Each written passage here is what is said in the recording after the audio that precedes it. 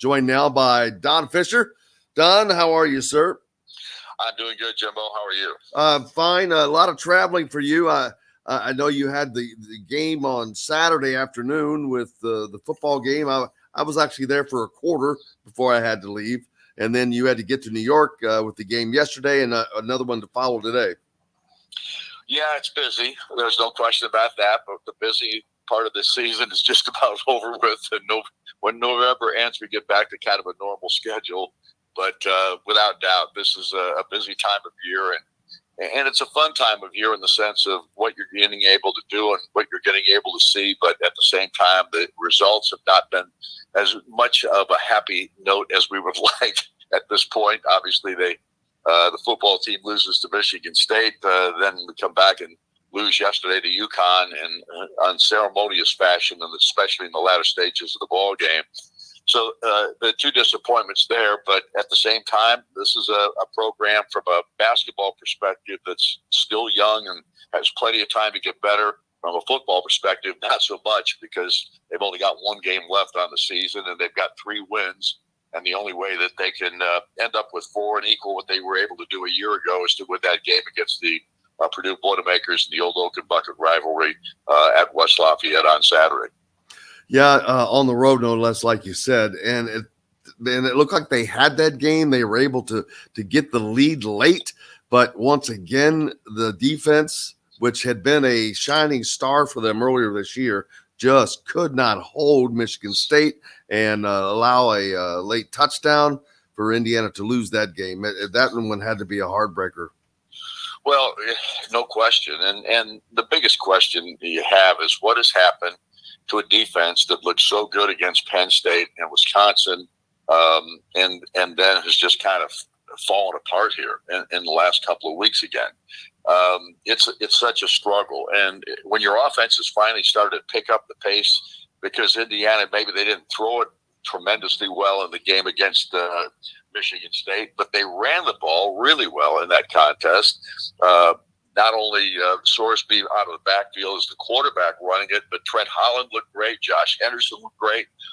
They were able to move the ball on the ground, and yet couldn't find a way to get the win in that contest. Now, I will grant you that there were a couple of controversial calls or lack of calls in the last 2 possessions of the ball game. One being a holding violation against Michigan State that was not called. It was quite obvious to everybody in the stadium. And then the same scenario when they were going down the field to try to win the ball game and had it down deep in Spartan territory and had a chance for a big pass play to complete itself, and an obvious interference call by a defensive back that was not called again, that allowed the pass to go down to the ground and incomplete.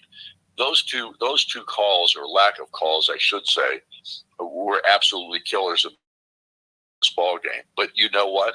You put yourself in the position where that could happen, and that was not necessary in this ball game because Michigan State wasn't that good, and the Spartans obviously played well enough to win the contest and didn't make the same kinds of mistakes. So costly, to say the least. Yeah, and one game left now. Purdue, the old Oak and Bucket is all they have to play for. You mentioned wondering what was happening. I wonder how hard is it going to be to keep a team up for a game, even though it's a rivalry game to the fans. I've said this before. Most of these guys, especially all these transfers, not from Indiana, haven't been here long enough. The rivalry, I'm not sure that the rivalry means much to them. And now you're at the end of the year, a bad year.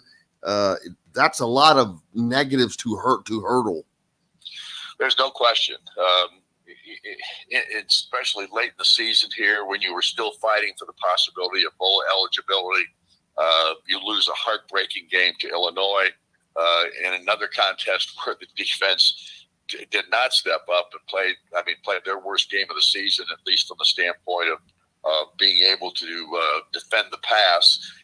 And then the inability to put any pressure on the quarterback on Saturday, with the exception of maybe 1 or 2 plays for Michigan State. That kid, I think he would have been rattled from the Indiana could have gotten to him. But there was no real pressure put on that quarterback throughout much of that contest. And no mistakes would have been made by their quarterback had Indiana been able to put the pressure on him, but he was allowed to sit back there and throw the ball where he wanted to most of the day. Yeah, and I heard that when I was driving up to the airport. I heard you and Rhett giving that, and it's exactly what I was listening to. But so they move on next week to take on a Purdue team that has been not having a very good season at either. So, man, they really should change the name to the Toilet Bowl for this one. Both these teams are scrambling here at the end of the year, trying to find a way to finish the season on a positive note. Obviously, Purdue will be playing on their home field at Rob, which is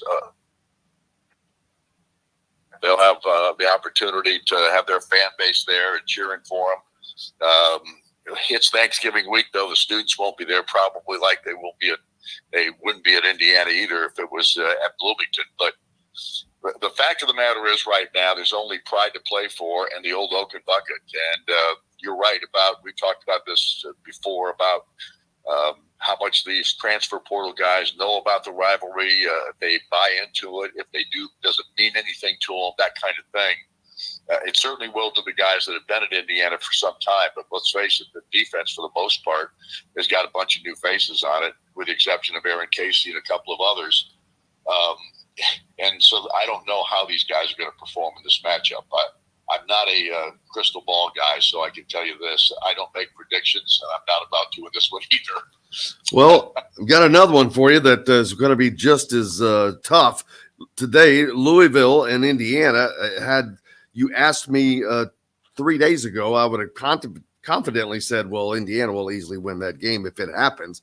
But now, after watching Louisville give Texas all they wanted and more in a game that they should have won, really. They lose on a shot that is not just a last-second shot. This was a fadeaway jumper with a hand in the guy's face. They had to arc over it was great defense, and that was a tough shot, and they get it to go down, and Texas will move on today to play Yukon, and while Indiana will battle with Louisville.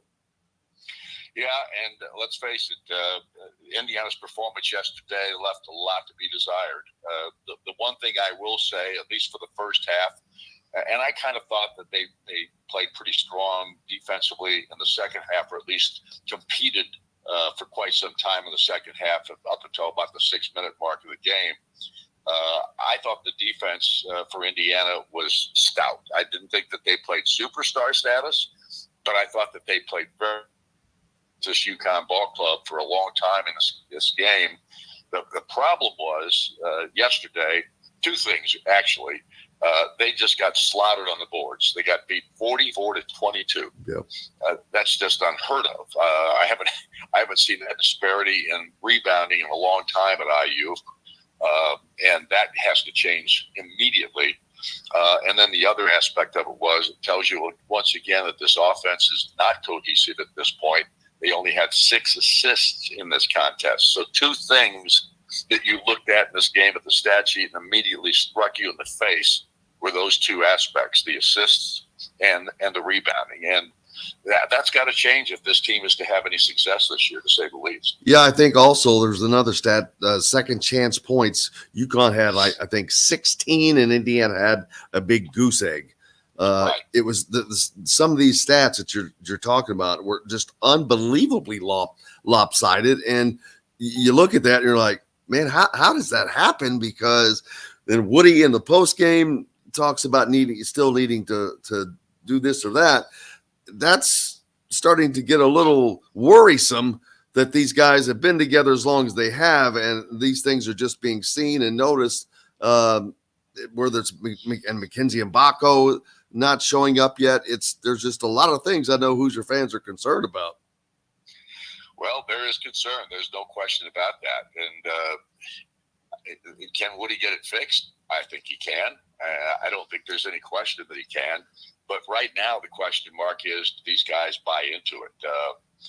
I know he had a long conversation with his basketball team after the game was over with, because we didn't get him on the air for our post-game show until almost we had to run out of time and basically wrap it up without his thoughts. but he came on just very briefly at the end, and obviously was not pleased with what he saw out there. Certainly the assists, that and the rebounding stood out to him immediately. And again, he's got plenty of time. This is a long season. It's just gotten underway. We're 4 games into it at this point. It's a basketball team that has a lot of new faces on it, but they've been together for quite some time now. They've been together since the summer.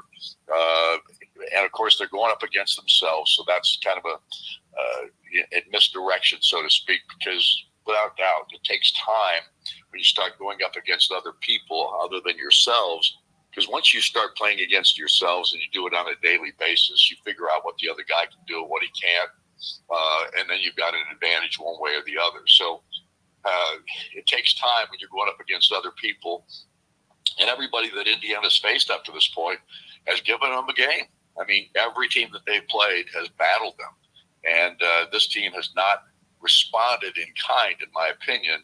And that might be the biggest aspect of what has to change if this team is to become as good as we think it can be. Yeah, Kel'el Ware had been kind of a stabilizing force up till this point. It was Malik Renew who had a tremendous game. And as a matter of fact, he's the only one that had a game for the most part yesterday.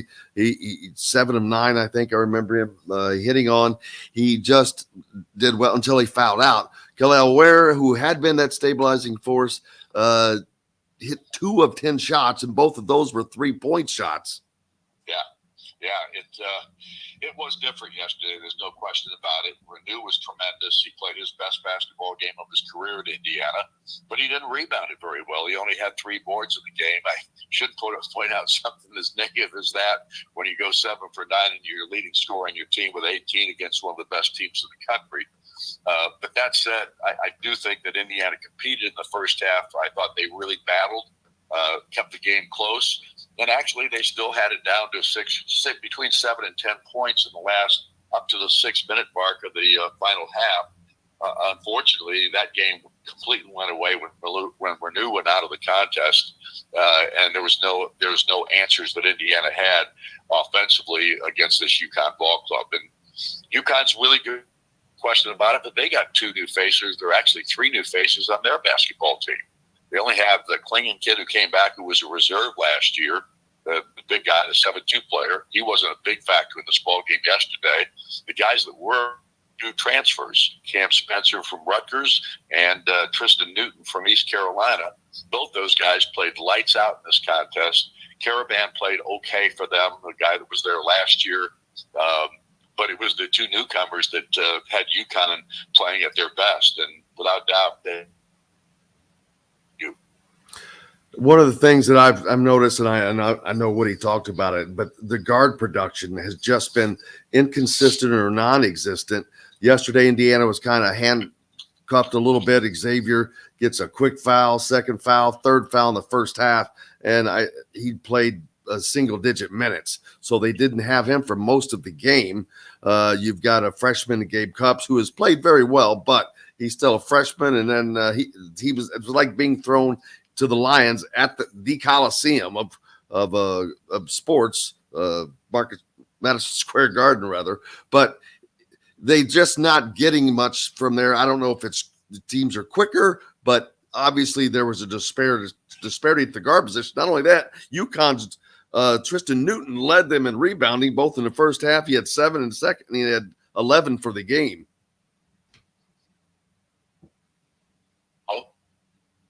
Yes, sir. You cut out of me. That's why I didn't get the last thing that you said. Well, let's talk about basically the lack of production from the guards, especially rebounding wise. UConn's leading rebounder was Tristan Newton. He had 11 for the game, 7 in the first half. Indiana not getting that help. No, you're right. The guards aren't doing much, but again, Renew only had 3 boards in this contest. Ware did have 8, so he had 11 points and 8 rebounds.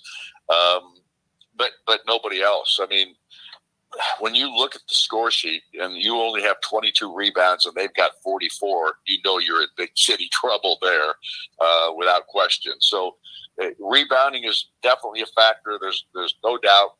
The assists yesterday, only 6 assists to 12 turnovers in the game. Another astounding statistic. And of course, the second chance points 16 to none. So, and here's the other aspect of it: Indiana's not hitting threes at all. 3 of 13 in this ball game. 7 of 22 for Yukon. The 3-point shot right now is not only hurting Indiana. The 3-point shot that Indiana's not shooting is hurting Indiana, if you know what I'm saying. Exactly. They've been outscored by 90 points so far this season from that behind the arc. That'll get you beat a lot. Yep, no question. Those 3-pointers mean more than 2-pointers these days. That's If right. you know what I mean. Every time.